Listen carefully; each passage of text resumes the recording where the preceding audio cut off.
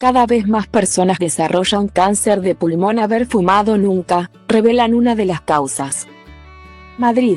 En los últimos años, los oncólogos se enfrentan a un fenómeno creciente que no saben explicar del todo. Cada vez más personas desarrollan cáncer de pulmón sin haber fumado nunca. Son en torno al 15% de todos los casos. Un nuevo estudio publicado hoy apunta a uno de los culpables, las minúsculas partículas suspendidas en el aire contaminado. El trabajo analizó los niveles de partículas de 2,5 micras, PM2,5, las más diminutas presentes en los humos de combustión de los carburantes y la incidencia de cáncer de pulmón en 33,000 no fumadores de Reino Unido, Canadá, Corea del Sur y Taiwán. Los autores se centraron en personas que tienen una mutación en el gen GFR, un marcador típico del cáncer de pulmón en personas que nunca fumaron o que lo hicieron de forma muy esporádica. Los resultados muestran una clara asociación entre los niveles de contaminación del aire y la incidencia de estos tumores. Este trabajo demuestra un nuevo paradigma de cómo aparece el cáncer, resume el oncólogo Charles Swanton, investigador del Instituto Francis Crick de Londres y autor principal del estudio, en el que participaron decenas de científicos de Europa, Asia y América del Norte. Hasta ahora se pensaba que los agentes cancerígenos en el medio ambiente producían daño en el ADN, mutaciones, y que esa agresión genética era la que promovía después el desarrollo de tumores. Pero el nuevo trabajo demuestra que las partículas finas suspendidas en el aire actúan de promotor del cáncer en personas sanas que, casualmente, ya portaban mutaciones que predisponen al cáncer de pulmón, como la GFR. El estudio sostiene que bastan 3 años respirando aire contaminado para que la incidencia del cáncer de pulmón en no fumadores se dispare. En Europa, el 96% de la población urbana está expuesta a niveles de partículas PM2,5 que superan los recomendados por la Organización Mundial de la Salud, según la Unión Europea. Swanton expone la importancia de sus hallazgos, publicados en la revista Nature. La contaminación del aire mata a 8 millones de personas al año en todo el mundo. Unas 300.000 de ellas mueren de cáncer de pulmón. Parte de ellas son personas que nunca fumaron, pero que tiene la mutación GFR, explica.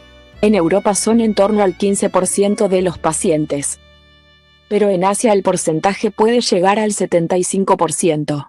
Es la primera vez que se demuestra que un compuesto carcinogénico puede promover el cáncer sin causar mutaciones.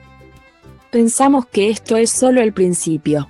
Es muy posible que los otros 19 compuestos carcinogénicos que se detectaron hasta ahora generen tumores por mecanismos similares, añade.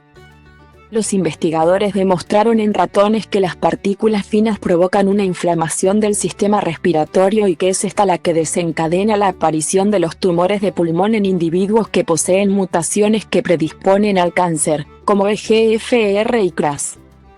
Esteve Fernández, investigador del Instituto Catalán de Oncología experto en cáncer de pulmón, explica que las partículas finas PM2,5 penetran mucho en los pulmones, traspasan los bronquiolos y llegan al torrente sanguíneo. Tienen un diámetro de 2,5 micras, mientras las células epiteliales tienen unas 10 micras. Así que su efecto es comparable a tirarle piedras a una persona, detalla. Aunque ya se sabía que la contaminación del aire provoca miles de muertes por accidentes cardiovasculares y cáncer. El investigador cree que el estudio aporta detalles clave sobre el papel de estas partículas como causantes del cáncer. Con esta información, los gobiernos y las empresas deberían sentir más responsabilidad y entender que sus acciones tienen un precio en la salud, expone. Mariano Provencio, oncólogo experto en cáncer de pulmón del Hospital Puerta de Hierro de Madrid, señala, apenas había consenso sobre cómo esta contaminación afecta al cáncer de pulmón en no fumadores. Más allá de la lógica, esta es la demostración. Y añade, el trabajo abre ahora nuevos caminos. Como detectar a personas que llevan las mutaciones EGFR o CRAS, que aumentan su riesgo de sufrir esta enfermedad si se exponen a la contaminación. Luis Pasares, director de la Unidad Clínica de Cáncer de Pulmón en el Centro Nacional de Investigaciones Oncológicas, CNIO, explica otra derivación del nuevo trabajo. Los investigadores demostraron en ratones que la aparición de los tumores está mediada por una inflamación generada por el sistema inmune ante el daño que causan las partículas finas. En este proceso es clave la interleucina 1 beta, una proteína inflamatoria.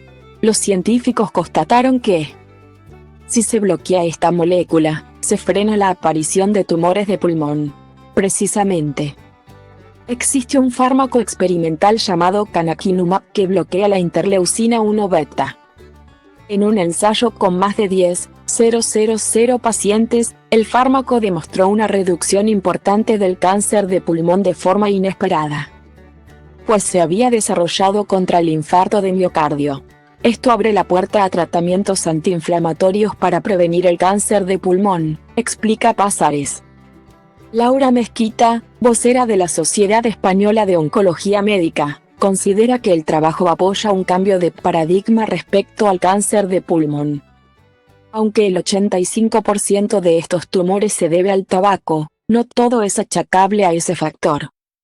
Lo que demuestra este estudio es que, si tienes dos pulmones, tienes riesgo de sufrir cáncer de pulmón aunque no fumes y lleves un estilo de vida adecuado. Porque no puedes escapar de la contaminación. Reducir este factor de riesgo depende de las autoridades. Y lo más importante es que los factores de riesgo se suman, como por ejemplo fumar y vivir en una gran ciudad con mucha contaminación, explica. Esta genetista del Hospital Clínico de Barcelona le pone un pero al nuevo trabajo. Es muy difícil saber si los tumores que sufrieron esos más de 30,000 pacientes los causó la contaminación u otro factor ambiental. Por ejemplo, el gas radón es el segundo agente que más cáncer de pulmón provoca después del tabaco y no queda claro cómo pudieron calcular sus efectos en estos pacientes. Es un problema que también existe en los análisis epidemiológicos que se hacen en España, que podrían explicar parte de las enormes desigualdades en incidencia del cáncer por comunidades autónomas. Nos queda mucho por estudiar sobre este tema, avisa Mezquita. El grupo de Svanton quiere ahora estudiar otros factores externos, como el alcohol en el cáncer de esófago o la obesidad en varios tipos de tumores. Nos queda un campo enorme por explorar, resume. Por Nuño Domínguez.